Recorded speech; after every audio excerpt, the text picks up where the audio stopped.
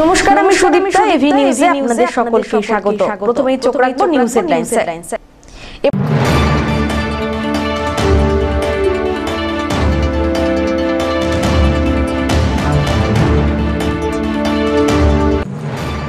বিধ্বংসী অগ্নিকাণ্ডে পুড়ে ছাই 11টি দোকান, উত্তেজনা খড়িবাড়ি পানি ট্যাঙ্কি বাজারে। হতাহতের খবর অবশ্য নেই।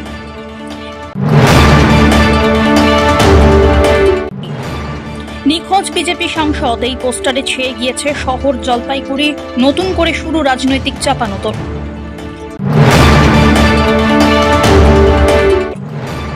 কত ভোট এলো গেল, প্রত্যন্ত গ্রামাঞ্চলে যন্ত্রণার কথা শোনার মতো নেই কোনো জনপ্রতিনিধি, অধরা সমাধান।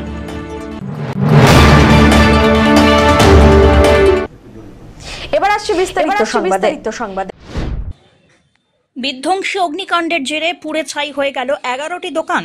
খড়িবাড়ির ইন্দো নেপাল সীমান্তের পানি ট্যাঙ্কিতে বাজারে ঘটেছে এই ঘটনা। ভোর রাত্রিবেলায় স্থানীয়রা আগুন দেখতে পেয়ে আগুন নেভানোর কাজ শুরু করেন।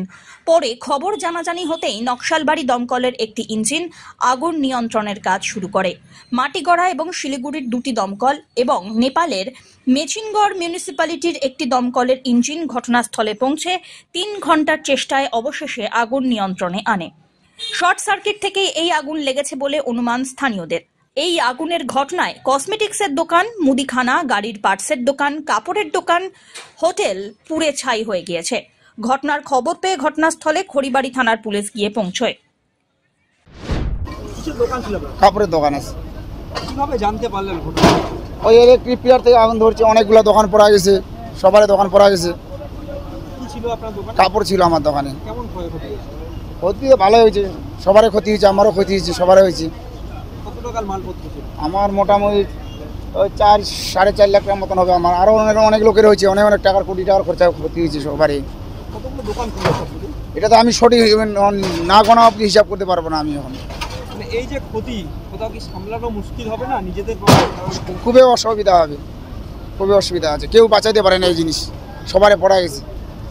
আমাদের মানে সব ভ্যারাইটিজ আইটেম, মানে কিরানা আইটেমের মতো সবই ভ্যারাইটিজ আইটেম। খবরটা পেলেন আগুন লেগেছে? খবর তো একজনের দিল, এই চেকপোস্ট থেকে খবর দিল যে এরকম আগুন লাগছে। আমরা মাল কিচ্ছু বের করতে পারি না, আইসে থেকে পুরো জ্বলে শেষ। কেমন কত টাকা ক্ষতি হয়েছে? ভালোই ক্ষতি হয়েছে, এখন যা আমার পুরো তো কমপ্লিট মাল ছিল, একদম মোটামুটি 4-5 লাখ টাকার কম হবে না, বেশি। না এরকম কেউ ঘটনা কীভাবে আশা করা যায়? হঠাৎ 4:45টার দিকে আমাদের একজন দোকানদার রমেশ্বর দা, উনি আমাকে ফোন করে, তারপর যথারীতি আমরা ফায়ার সার্ভিস নকশালবাড়িকে ফোন করি, স্থানীয় প্রশাসনকে ফোন করি। এসে দেখি এখন অবধি প্রায় 12-14টা দোকান ক্ষতিগ্রস্ত হয়েছে। সঠিক তথ্য এখনও পাওয়া যায়নি, কিছুক্ষণ পরে জানা যাবে। আগুন লাগার কারণ তো জানা যায়নি, এখন কিভাবে হয়েছে এখন প্রশাসন মানে তদন্ত করে দেখবে। কিন্তু আমাদের সন্দেহ যে হয়তো ইলেকট্রিক শর্ট সার্কিট থেকে হতে পারে। এখানে গ্লোসারি দোকান ছিল, হোটেল ছিল, সারের দোকান ছিল, মোটর পার্টসের দোকান ছিল, ইত্যাদি অনেক দোকানই ছিল। কিছুক্ষণ পরে আরও জানা যাবে যে ক্ষতিগ্রস্ত এখনও সঠিক পাওয়া যাবে না। তবুও আমাদের ধারণা যে অন্তত 50-60 লাখ টাকার ক্ষতি অবশ্যই হয়েছে। এখন আগুন বর্তমানে নিয়ন্ত্রণে। আমাদের পার্শ্ববর্তী দেশ নেপালেরও ফায়ার ব্রিগেড এসেছে এবং আমাদের এই এলাকার 3-4টা ফায়ার সার্ভিস এসেছে। প্রশাসন ভালোভাবে কাজ করছেন এবং স্থানীয় আমাদের এসএসবি যারা আপাতত সীমান্তরক্ষী বাহিনী আছে, ওনারাও কাজ করেছেন যথারীতি। নিখোঁজ বিজেপি সাংসদ, পোস্টারে ছেয়ে গিয়েছে শহর জলপাইগুড়ি। জলপাইগুড়ির বিজেপি সাংসদ ডক্টর জয়ন্ত কুমার রায়। তৃণমূলের পক্ষ থেকে বরাবর দাবি করা হয় তাকে জলপাইগুড়িতে নাকি দেখাই যায় না। গত 2 দিন আগে জয়ন্ত কুমার রায়ের নিখোঁজ ছবি দেওয়া এমন একটি মেসেজ ফেসবুকে ছড়িয়ে দেওয়া হয়। এবার ওই ছবির পোস্টার পড়ল জলপাইগুড়ি শহর জুড়ে। বিজেপির অভিযোগ তৃণমূল এই কাজ করেছে। তৃণমূল অবশ্য সমস্ত অভিযোগ অস্বীকার করেছে। তাহলে কে এই পোস্টার লাগালো তা নিয়ে ব্যাপক চাঞ্চল্য ছড়ায় জলপাইগুড়িতে। বিজেপির জলপাইগুড়ি জেলা সাধারণ সম্পাদক চন্দন বর্মন জানান, পোস্টারকে ছাপিয়েছে তার নাম না জানা থাকলেও নিশ্চিত তৃণমূলই এই কাজ করেছে। আসলে নরেন্দ্র মোদীর নেতৃত্বে জয়ন্ত রায় জলপাইগুড়ির জন্য যে পরিমাণ কাজ করেছেন তা স্বাধীনতার পর আর কেউ করেননি। আর এইসব কাজকর্ম নিয়ে জয়ন্ত রায়ের নামে কোনো দুর্নীতির অভিযোগও নেই। তাই এখন মানুষকে বিভ্রান্ত করতে এইসব করছে তৃণমূল, কিন্তু এতে কোনো লাভ হবে না। এই আসনে বিজেপি জিতবে বলেও আশাবাদী তিনি। তাজিপাড়া পরেশ মিত্র কলোনি, কি বলবেন? এরা এই সোশ্যাল মিডিয়াও ঘুরুক কাছে এবং এই এলাকা জুড়েই পোস্টার পড়েছে, এবং কি বলবেন যে নিখোঁজ? দেখুন, কে বা কারা করেছে আমরাও জানি না, আমরা দেখতে পাচ্ছি, কিন্তু জয়ন্ত রায় এবং নরেন্দ্র মোদীর যে এই কাজ, বিশেষ করে জলপাইগুড়িতে স্বাধীনতার পর জলপাইগুড়িতে প্রথম মেডিকেল কলেজ পেল, রেলের আধুনিকীকরণ হলো, Jalpaiguri road station, Jalpaiguri town, NJP জয়ন্তবাবুর সাংসদ এলাকার মধ্যে পড়ে। এই সমস্ত কাজের মধ্য দিয়ে জয়ন্তবাবুর যে জনপ্রিয়তা এবং সাধারণ মানুষ জনপ্রিয়তার দিকে জয়ন্তবাবুকেই চায়।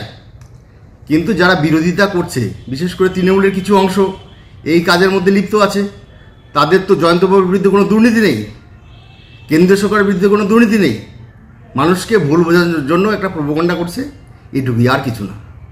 জয়ন্ত রায় আমাদের মানুষের মধ্যে আছেন এবং উনি জলপাইগুড়িতে আছেন।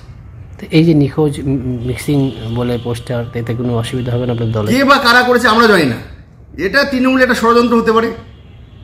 আর বিশেষ করে যে কাজ করেছেন জলপাইগুড়ির ইতিহাসে, মেডিকেল কলেজে আগে ছিল না, জলপাইগুড়িতে মেডিকেল কলেজ হলো, তারপরে জয়ন্ত তার হাত দিয়েই তার চাংরাবান্ধার বন্দরের কাজ হচ্ছে, আর হলদিবাড়ির থেকে যে বাংলাদেশের ট্রেন সেই চালু হলো, এই পিরিয়ডের মধ্যে হলো, নরেন্দ্র মোদী সরকারের পিরিয়ডেই। এর আগে তো অনেক সাংসদ ছিল, কোনো কাজ আমরা দেখতে পাইনি। এটা বিরোধীদের ষড়যন্ত্র, এই ষড়যন্ত্রে সাধারণ মানুষ কোনো সাড়া দেবে না আমার আশা। অপরদিকে তৃণমূলের জেলা কমিটির সদস্য অঞ্জন দাস বলেন, জয়ন্ত রায়কে গত 5 বছর জলপাইগুড়িতে দেখাই যায়নি, কিন্তু তাই বলে এই সব পোস্টার লাগানোর মতো সময় তৃণমূলের হাতে নেই। জলপাইগুড়ি পাবলিক গত 5 বছর ওনাকে দেখতে পেয়েছে বলে আমি মনে পড়ছে না, ঘটনাটা মনে হয় সত্যি। হ্যাঁ, তো এটা বিজেপির অভিযোগ যে তৃণমূলের কাজ, সেটা আগামী 19 তারিখ জলপাইগুড়ি জেলা জনতা রায় দিবে, যেটা কতটা সঠিক কতটা বেঠিক। তো কি মনে হচ্ছে এই যে পোস্টার পড়া? আমরা ভগবানের, গণতন্ত্রের ভগবান হচ্ছে জনগণ, সেই জনগণের রায় আমরা 19 তারিখে দেখতে পাবো। যে যদি গত 5 বছরে উনি সত্যি কাজ করে থাকেন জলপাইগুড়ির জন্য, অবশ্যই জলপাইগুড়ির মানুষ তাকে আশীর্বাদ করবে, কিন্তু কতটা কাজ করেছে আর আমাদের দিদি কতটা উন্নয়ন করেছে সেটা আগামী 19 তারিখ দেখা যাবে। মিসিং এই যে পোস্টার করেছে, কি বলবো? সে তো আমি বললামই যে মিসিং পোস্টার করেছে কিনা আমি জানি না, কিন্তু জলপাইগুড়ির মানুষ গত 5 বছর ওনাকে দেখতে পায়নি। ভোট আসে ভোট যায়, কিন্তু প্রত্যন্ত গ্রামাঞ্চলে সাধারণ মানুষের দুঃখ যন্ত্রণার কথা শোনার মতো কেউ নেই বলে অভিযোগ। ফের অপর একটি লোকসভা নির্বাচন দোরগোড়ায়, কিন্তু এলাকার সমস্যা যেই তিমিরে সেই তিমিরেই, এমনটাই দাবি বাসিন্দাদের। একাধিক অনুন্নয়নের অভিযোগ রয়েছে জলপাইগুড়ি জেলার ধূপগুড়ি মহকুমার অন্তর্গত ঝাড় আলতা 2 নম্বর গ্রাম পঞ্চায়েতে। এই গ্রাম পঞ্চায়েতের খট্টিমারি বাজার যেন মান্ধাত্তার আমলেই পড়ে আছে বলে দাবি। বাজার সংলগ্ন কোথাও দুর্বল সেতু, জীবনের ঝুঁকি নিয়ে চলছে যাতায়াত, কোথাও বেহাল রাস্তা, সংস্কার হয় না দীর্ঘকাল ধরে, আবার কোথাও বা নদী ভাঙন। খট্টিমারি এলাকায় বুক চিরে বয়ে গিয়েছে খট্টিমারি নালা নামক একটি নদী, যা প্রত্যেক বছরের প্রত্যেকটি সময় জলমগ্ন থাকে। যদিও বর্ষার প্রাক মুহূর্ত পর্যন্ত এই নালার জল দিয়ে কৃষিকাজ সম্পন্ন করেন এলাকার মানুষ, তবে বর্ষা নামতেই চিন্তার ভাঁজ কপালে।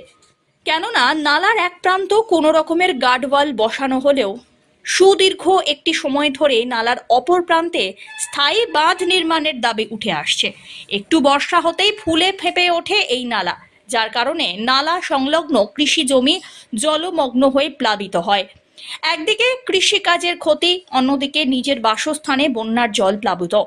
এই দুই সমস্যার কোনো স্থায়ী সমাধান প্রশাসনের পক্ষ থেকে এখনো হয়নি বলে অভিযোগ। কেন কাজটা হচ্ছে না, কি মনে করছেন? এখানে তো অনেক নেতারা আসে, অমুক মন্ত্রী আসে, অমুক আসে দেখে যায়, দেখে যাওয়ার পরে বান দেখে যাচ্ছে, না পেয়ে যাচ্ছে, বান হবে হবে করে আজকের থেকে 20 বছর থেকে বান হচ্ছে না। এইভাবেই রয়েছে? হ্যাঁ, এইভাবেই হয়েছে। অনেক তো প্রধান পঞ্চায়েত চেঞ্জ হয়ে গেল। হ্যাঁ, হয়ে গেল তো অনেক, কিন্তু কাজ হচ্ছে না। না, উপরে নেতা আসছে তবু ওরাও কিছু করতে পারলো না। আপনারা সাধারণ, আপনি তো জমির মালিক, আপনি মানে আমি বলতে না, আমার এখানে কমসে কম 50 জনের জমি আছে, আবাদই হয় না আমাদের। আচ্ছা, কি কারণ, কোনো কারণ মনে করছেন যে কেন হচ্ছে না? কিছু বুঝতে, আমি কি বুঝবো? কারণ বলতে নেতারাই বুঝবে, পঞ্চায়েতরা বুঝবে, প্রধানরা বুঝবে, আমরা কি বুঝবো? আচ্ছা, এবারে তো আবারও লোকসভা ভোট আসলো, ভোটের আগে কি এটাকে নিয়ে কোনো রকম? ভোট যখন মন্ত্রীরা আসবে, এমএলএরা আসবে, তাদের বলবো আমরা ভোট বয়কট করবো, নইলে আমাদের বাদ না হলে বয়কট করবো। নালাটাও ফাঁকা, বর্ষা যখন আসে, বর্ষার সময় তো আমরা যখন ধান চাষ করি তখন ধানের উপর দিয়েই জল চলে যায়। এবার আমরা ধান কাটবো কী করে, আনবো কী করে, সেটাও আমরা করতে পারি না। এবার বানটা হলে আমাদের খুবই ভালো। মানে একটা বাদ চাইছেন আপনারা? হ্যাঁ, বাদটা। আপনারা এর আগে এই বিষয়টা জানাননি? হ্যাঁ, জানাইছি, অনেকজন আসছে, প্রধান পঞ্চায়েত সবাই জানিয়েছে। মানে শুধু দেখে গেছে, কাজ করেনি? না, এবার 2-4 বার আসছে। আচ্ছা, বলছিলাম সামনেই তো 19 তারিখ আপনার জেলাতেও লোকসভা ভোট রয়েছে, কোনো প্রার্থী কি এখন আপনাদের কাছে এসেছে ভোট চাওয়ার জন্য? না, এখন তো আসে নাই, যদি আসে এই সমস্যার কথা তুলে ধরবেন? হ্যাঁ, বলবোই। আমরা এখানে যেহেতু কৃষি আমাদের প্রধান, এইখানেই আমাদের কর্ম, যেটা করতেই হবে সেটা আমাদের বলতেই হবে। তবে স্থানীয় তৃণমূল নেতৃত্বের আশ্বাস, ফের সমস্যা সমাধানে উদ্যোগ গ্রহণ করা হবে। নিয়মের মধ্য থেকেই সব কিছু হয়। তো এই যে সমস্যা, এই সমস্যার সমাধানের জন্য ইতিমধ্যে আমাদের পশ্চিমবঙ্গের ইরিগেশন ডিপার্টমেন্ট এবং সাথে সাথে আমাদের একটু সবাইকে জানিয়ে রাখা দরকার যে আমাদের এই সেচ নালার সবচেয়ে বৃহত্তর কাজ আপনার বিরুবাগ ক্যানেলের কাজ ইতিমধ্যে শুরু হয়ে গেছে। আশা করি এই বিরুবাগ ক্যানেলের কাজের মধ্য দিয়ে এই সমস্যার সমাধান। কিন্তু গ্রামবাসীরা বলছে দীর্ঘ একটা সময়, আবারও ভোট আসলো। দীর্ঘ একটা সময় এই সমস্যা তো সমাধান হয়েছিল মানে 77-এর পর থেকে, বামপন ডাম্বলের সমস্যা। এই ভাঙ্গনটা তো আজকের ভাঙ্গন না, বহুদিন দীর্ঘদিনের ভাঙ্গন। এই সমস্যার সমাধান বিগত দিনের যে সরকার ছিল, যারা জনপ্রতিনিধি ছিল, হয়তো তারা করতে পারে নাই। আমরা চেষ্টা করতেছি, আশা করা যায় খুব দ্রুত এই সমস্যার সমাধান আমরা করতে পারব। অপরদিকে স্থানীয় বিজেপি নেতৃত্বের দাবি, রাজ্যের শাসক দল মানুষকে প্রতিশ্রুতি দিতে জানে। ভোট আসলে নেতা মন্ত্রী এলাকায় আসেন, পরিদর্শন করেন, কিন্তু মানুষের সমস্যার সমাধান হয় না। পাশাপাশি এই সমস্যার সমাধান না হলে বৃহত্তর আন্দোলনের হুঁশিয়ারি দিয়েছে বিজেপি। বলেছেন ঝাড়ালতা 2 অঞ্চলাধীন 85 নং বুথে যে সেচ নালাটি রয়েছে সেটা দীর্ঘদিন যাবৎ ভেঙে পড়ে আছে এবং একটু বৃষ্টি হলেই প্লাবিত হয়ে যাচ্ছে। এই প্লাবনের ফলে কি কৃষকদের সম্পত্তি, ফসল নষ্ট হচ্ছে। কৃষকেরা দীর্ঘ সময় ধরে পঞ্চায়েত প্রধান, বিডিও অফিসে জানিয়ে এসেছেন। আমরা দলগতভাবে ভারতীয় জনতা পার্টির পক্ষ থেকে আমরাও ডেপুটেশন দিয়েছিলাম, কিন্তু সেই সমস্যা সমাধান এখনো হয়নি। সেখানে বিদায়ী পঞ্চায়েত সমিতির সদস্য ছিলেন, বর্তমানে ওনার স্ত্রী পঞ্চায়েত সদস্যা, তবুও কিন্তু সেই সমস্যা নিরসনে এগিয়ে আসেনি। তাই আমরা প্রথম থেকেই বলে আসছি যে ঝাড়ালতা 2 গ্রাম পঞ্চায়েতে গণতন্ত্র নেই। সেখানে যেখানে কাটমানি আছে সেখানে জনপ্রতিনিধিরা আছেন, প্রধান আছেন, পঞ্চায়েত আছেন, কিন্তু যেখানে কাটমানি নেই সেখানে ওনারা নেই। কারণ 150 মিটারের মতো প্রায় ভাঙা আছে, যেটা নাকি অঞ্চল থেকে মেরামত হবে না, বড় কাজ পঞ্চায়েত সমিতির আন্ডারেই হয়। তাই সেখান থেকে কাটমানি হয়তো আসবে না, তাই ওনারা হেলদোল রাখছেন না। আরও বড় জলমান সমস্যা আছে, উপপ্রধানের বাড়ি যাওয়ার যে বুথ আছে, যেটা নাকি 90 বুথ, সেখানে নোনাই নদীর উপর যে ব্রিজটা রয়েছে সেটা বেহাল দশায় পড়ে আছে। আপনারাও ইতিমধ্যে দেখিয়েছেন, সেটাও সমস্যা সমাধানে এগিয়ে আসেননি গ্রাম পঞ্চায়েত থেকে শুরু করে স্থানীয় প্রশাসন। আজকে ঝাড়ালতা 2 ভগবান ভরসায় চলছে।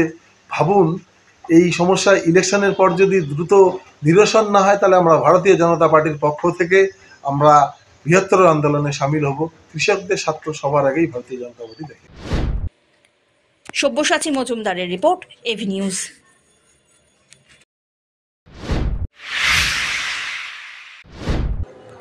কেন্দ্রীয় সরকারের বঞ্চনার প্রতিবাদে জলপাইগুড়িতে শুরু হলো অধিকার যাত্রা। জলপাইগুড়ি শহর ব্লক তৃণমূল কংগ্রেসের উদ্যোগে মহাকাল মন্দিরে পুজো দিয়ে তৃণমূল কংগ্রেস নেতাকর্মীরা প্রচার শুরু করলেন।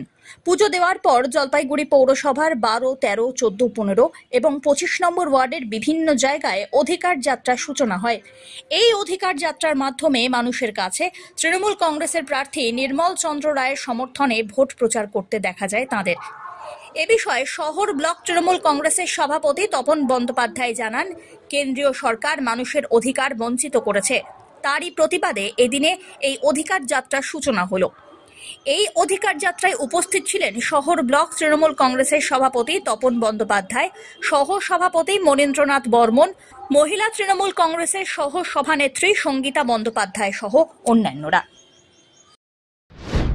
এটা হচ্ছে বাংলার অধিকার যাত্রা, যেটা আমরা জলপাইগুড়ি শহরে আজকে এই মহাকাল মন্দিরে, পান্ডাপাড়া মহাকাল মন্দিরে পুজো দিয়ে আমরা শুরু করলাম। এই অধিকার যাত্রা উদ্দেশ্যটা হচ্ছে যে বাংলার মানুষের যে অধিকার, সেই অধিকারকে হরণ করেছে কেন্দ্রীয় সরকার। সেই অধিকার রক্ষা বা পুনঃপ্রতিষ্ঠার দাবিতে আমাদের হচ্ছে এই অধিকার যাত্রা কর্মসূচি। আমরা যেমন ভোটের প্রচার করব, আমাদের প্রার্থী ডক্টর নির্মল চন্দ্র রায়ের সমর্থনে মানুষের কাছে আমরা ভোট চাইব। পাশাপাশি বাংলার মানুষকে যেভাবে দিল্লির সরকার বা কেন্দ্রীয় সরকার যেভাবে বঞ্চনা করছে, যেভাবে তার প্রতিনিয়ত তাদের অধিকারকে হরণ করছে, তার প্রতিষ্ঠার দাবিতেই কিন্তু আমাদের এই অধিকার যাত্রা।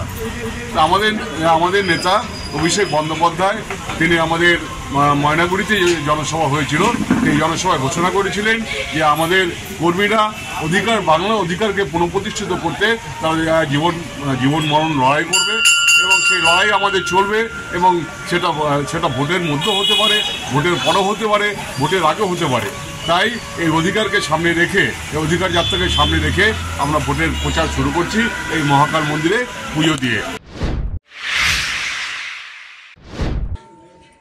আসন্ন লোকসভা নির্বাচনের জন্য ভোট কর্মীদের প্রশিক্ষণ দেওয়া শুরু হলো। শনিবার জলপাইগুড়িতে প্রশিক্ষণ কেন্দ্রগুলিতে ভোট কর্মীদের সুষ্ঠুভাবে ভোট প্রক্রিয়া সম্পন্ন করার জন্য বিশেষ প্রশিক্ষণ শুরু হয়। ভোটের দিন কিভাবে তারা কাজ করবেন তা নিয়ে চলছে প্রশিক্ষণ। আসন্ন লোকসভা নির্বাচন এ রাজ্যে 7 দফায় অনুষ্ঠিত হতে চলেছে। প্রথম দফায় রয়েছে জলপাইগুড়ি, আলিপুরদুয়ার। কোচবিহারের ভোট রয়েছে 19 এপ্রিল। এদিকে সমগ্র ভোট প্রক্রিয়া সুষ্ঠুভাবে সম্পন্ন করতে তৎপর ভারতের নির্বাচন কমিশন। সব্যসাচী মজুমদারের রিপোর্ট, এভি নিউজ।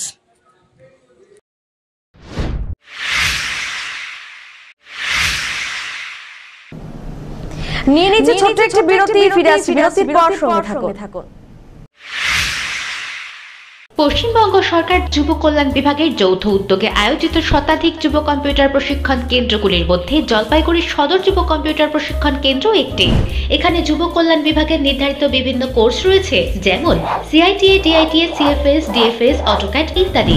মাধ্যমিক ও উচ্চ মাধ্যমিক পরীক্ষার্থীরা আবেদনযোগ্য। এখানে একজনকে একটি কম্পিউটারের সাহায্যে অভিজ্ঞ শিক্ষক দ্বারা প্রশিক্ষণ দেওয়া হয়। তাই দেরি না করে নিজের ভবিষ্যৎকে স্বনির্ভর করতে যোগাযোগ করুন শিল্প সমিতি পাড়া, নিয়ার বেগুনটারি, শহীদ লেন যুব কম্পিউটার প্রশিক্ষণ কেন্দ্রে। আরও বিস্তারিত জানতে দেখুন গভর্নমেন্ট ওয়েবসাইট www.wbyouthservice.government.in। আসন্ন লোকসভাকে ঘিরে চলছে জমজমাট প্রচার। গেরুয়া শিবির আপাতত প্রার্থী ঘোষণা না করলেও জলপাইগুড়ি লোকসভা আসনে তৃণমূল কংগ্রেস প্রার্থী নির্মল চন্দ্র রায় খোশ মেজাজে চালিয়ে যাচ্ছেন তার প্রচার। শুক্রবার মনোনয়নপত্র জমা দেওয়ার পর শনিবার সকালবেলায় বৃষ্টি উপেক্ষা করে ময়নাগুড়ির বিভিন্ন এলাকায় জনসংযোগে বেরিয়ে পড়লেন প্রার্থী। এদিন পেটকাটি ধূমাবতী মন্দিরে পুজো দিয়ে ভোট প্রচার শুরু করেন জলপাইগুড়ি লোকসভা আসনের তৃণমূল কংগ্রেসের প্রার্থী নির্মল চন্দ্র রায়। প্রার্থী নির্মল চন্দ্র রায় জানান, বিজেপি এখনো প্রার্থী দিতে পারেনি, সেটি তাদের দলীয় ব্যাপার। নমিনেশন জমা দিয়েছেন বিরোধীরা, কি করবে সেটা তাদের ব্যাপার। রাজনৈতিক লড়াই, তখন বৃষ্টি, বাদল, ঝড়, ভূমিকম্প যাই আসুন না কেন আমাদের বেরোতেই হবে। ওই জন্য আমরা সবকিছু উপেক্ষা করে বেরিয়েছি। আমাদের কর্মী সমর্থক সবাই মিলে আর কি। কিন্তু বিজেপি এখনো পর্যন্ত প্রার্থী ঘোষণা করতে পারলো না। সে তো বিজেপির ব্যাপার। আমরা জানি আমাদের প্রার্থী আমরা ঘোষণা করেছি। নমিনেশন সামিট আমরা গতকাল করলাম, এখন আমরা প্রচার করছি। বিরোধীরা ওরা কি করবে না করবে সেটা তাদের ব্যাপার। আজকে ময়নাগুড়িতে প্রথম প্রচার, কি বলবেন? হ্যাঁ, না মায়ের এখানে পুজো দিয়ে মায়ের আশীর্বাদ দিয়ে এত মানুষের সমাগম ভীষণভাবে আমরা শুরুটা করলাম আজকে। এরপর কোথায় যাবেন আজকে, কি কর্মসূচি? এরপরে আমাদের পরবর্তী কর্মসূচি আদর্শ ক্লাবে আমরা যাবো। আজকে দিনভর কি ময়নাগুড়িতে? হ্যাঁ, ময়নাগুড়িতে আজকে দিনভর রাত 8টা পর্যন্ত আমাদের ময়নাগুড়িতে। সব্যসাচী মজুমদারের রিপোর্ট, এভি নিউজ।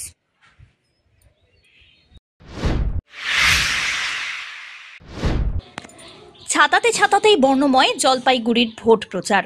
শনিবার সকাল থেকে জলপাইগুড়ি জেলা জুড়ে শুরু হয়েছে বৃষ্টি, কখনো হালকা আবার কখনো ভারী। এদিকে ভোটের মাত্র কয়েকদিন বাকি, তাই বসন্তের বৃষ্টিকে উপেক্ষা করে ভোট ময়দানে নেমে পড়েছে শাসক দল এবং বামফ্রন্ট। তৃণমূল প্রার্থী ডক্টর নির্মল চন্দ্র রায়ের পাশাপাশি প্রচারে দেখা গেল বামফ্রন্ট মনোনীত সিপিএম প্রার্থী দেবরাজ বর্মনকে। কখনো টোটোয়, কখনো আবার পায়ে হেঁটে ছাতা মাথায় প্রচার করলেন তিনি।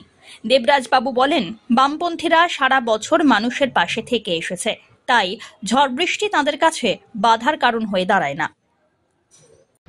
দেখুন, আমরা বামপন্থীরা সারা বছরই সবসময় মানুষের পাশে থাকি, তাতে ঝড় বৃষ্টি আমাদের তাতে বাধার সৃষ্টি হয় না। মানুষের কাছে আমরা সবসময় থাকি। তো বলছি, আজকে কোথায় কোথায় প্রচার করলেন? আজকে মূলত 2 আর 3 নাম্বার ওয়ার্ড যে অঞ্চল যে জুড়ে আছে আর কি, তার মধ্যে 3-4টে জায়গায় প্রচার করা হলো। দেখা যাচ্ছে আপনি টোটোতে বসেও সবাইকে বলছেন, সব হাত জোর করে কথা বলছেন। কেমন অনুভূতি বা কেমন দেখলেন মানুষের সাড়া? মানুষের সাড়া খুব ভালো, মানুষ খুব ভালো রেসপন্স করছেন এবং আমি বুঝতে পারছি যে মানুষ নতুন কিছু একটা চাইছেন, একটা বিকল্প চাইছেন, এই তৃণমূল আর বিজেপি আর না। বলছি দাদা, বিজেপি তো এখন পর্যন্ত প্রার্থী ঘোষণা করতে পারলো না, কিন্তু আপনি কি বলবেন এই যে প্রার্থী তো ঘোষণা করতে পারেনি? হ্যাঁ, এটা দেখুন, এটা আমাদের এটা নিয়ে সেরকম কোনো বক্তব্য নেই। আমি একটা চিন্তার বিষয়, ওনারা প্রার্থী ঘোষণা করতে পারছেন না কেন? এখানে জয়ী একজন সাংসদ আছেন, ওনাদের আগে ওই সিটটা জনগণ আশীর্বাদ করেছিলেন বিজেপিকে, তাই উনি তো হয়তো তাদের নিজেদেরই সন্দেহ আছে এখানে তাদের কতটা কি ফল হতে পারে। হ্যাঁ, কারণ 5 বছরে তারা কি কাজ করেছে তা নিয়ে হয়তো তাদের নিজেদেরই সন্দেহ আছে, সেই জন্যই তাদের এই এত সময় লাগছে হয়তো।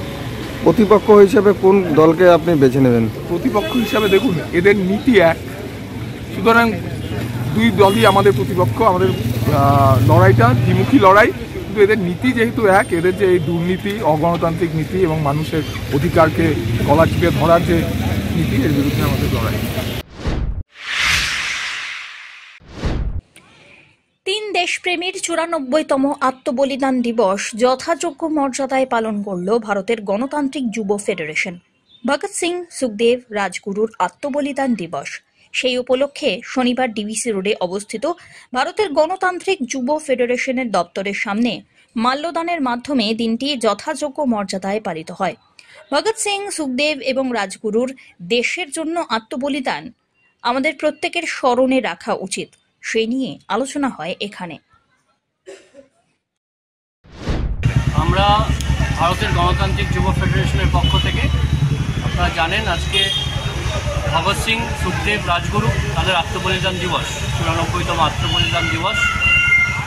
ভারতবর্ষ, স্বাধীন ভারতবর্ষের যে স্বপ্ন তারা দেখেছিলেন, সেই স্বাধীন ভারতবর্ষের স্বপ্নের লড়াই ভারতের গণতান্ত্রিক যুব ফেডারেশন তার কাঁধে নিয়ে সেই স্বপ্ন পূরণ করার জন্য সেই লক্ষ্যে চলতে চায়। তার অঙ্গ হিসাবে আমরা আজকে আমাদের জেলা দপ্তরের সামনে, সংগঠন দপ্তরের সামনে আমরা তাদের শহীদ দিবস, আত্মবলিদান দিবস আমরা মর্যাদার সঙ্গে পালন করলাম। প্রতি বছরের ন্যায় এবারও সেটা পালন করা হবে। শেষ করবার আগে নিউজ হেডলাইন্স আরো একবার।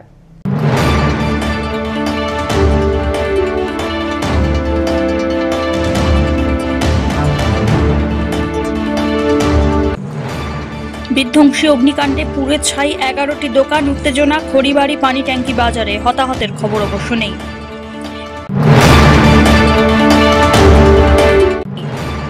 নিখোঁজ বিজেপি সাংসদ, এই পোস্টারে ছেয়ে গিয়েছে শহর জলপাইগুড়ি, নতুন করে শুরু রাজনৈতিক চাপানোতর।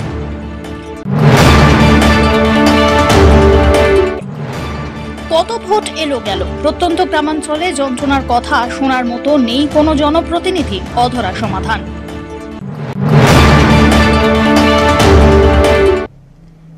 এখনকার মতো এভি নিউজ এ পর্যন্তই। পরবর্তীতে আসছি আরো সংবাদ নিয়ে। দেখতে থাকুন আমার বিশেষ। নমস্কার।